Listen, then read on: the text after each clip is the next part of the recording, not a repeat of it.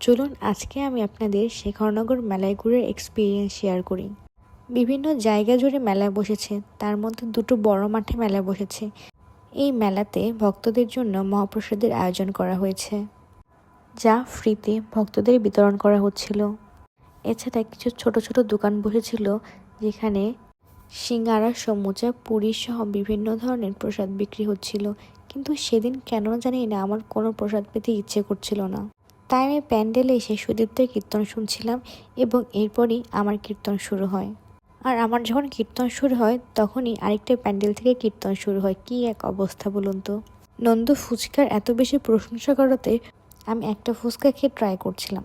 ফুচকার টেস্টটা কিন্তু আসলে দারুণ ছিল। আর সবচেয়ে বড় মজার কথা হচ্ছে, এটা আমার ফার্স্ট টাইম যেখানে আমি কোনো মেলাতে গিয়ে কোনো খাবার খেতে পারছি। এরপর তো চলে এসে স্কুলের মাঠে, সেখানে অনেক বড় মেলা বসেছে।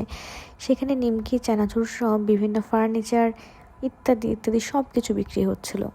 প্রায় সন্ধ্যা হয়ে আসছিল, তাই আমরা সেদিকে বেশিক্ষণ লেট না করে বাড়িতে ব্যাক করার চিন্তা ভাবনা করে বেরিয়ে যাই। ভিড় ঠেলে কচ্ছপের গতিতে এই মাথা থেকে ও মাথা আসতে আসতে সন্ধ্যা হয়ে যায়।